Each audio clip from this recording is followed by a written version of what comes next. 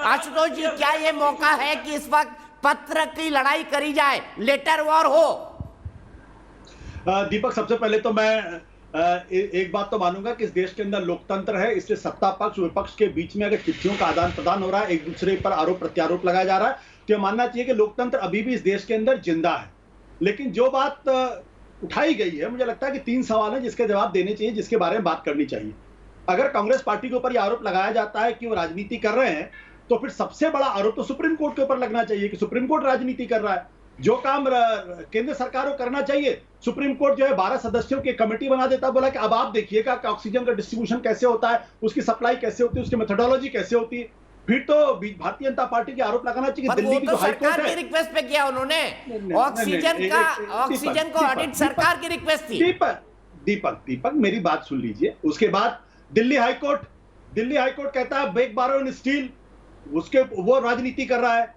जो उत्तराखंड की हाईकोर्ट है वो राजनीति कर रहा है। महाराष्ट्र की हाईकोर्ट है वो राजनीति कर रहा है। कलकत्ता हाईकोर्ट वो राजनीति कर रहा है। मद्रास हाईकोर्ट वो राजनीति कर रहा है। तो फिर राजनीति तो सब लोग कर रहे हैं।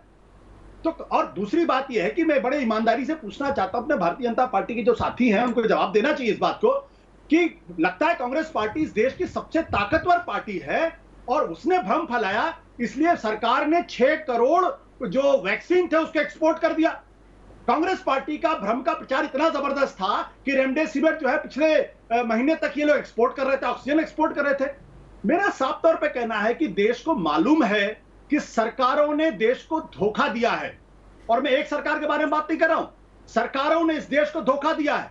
हिंदुस्तान के पॉलिटिकल क्लास ने इस देश के साथ धोखा किया है, और चाहे केंद्र की सरकार हो चाहे राज्य की सरकार हो, इन लोगों की गलती की वजह से आज लाखों लोगों की जान जा रही है। जिन घरों में लोग मर रहे हैं, उनके लोगों से जाके पूछे कौन राजनीति कर रहा है, कौन राजनीति नहीं कर रहा है। केंद्र सरकार की जिम्मेदारी थी देश को अलर्ट करना और सिस्टम को दुरुस्त करना, केंद्र सरकार ने नहीं किया। राज्य सरकारों की जिम्मेदारी थी ऑक्सीजन का सिस्टम दुरुस्त करना, उन्होंने नहीं किया।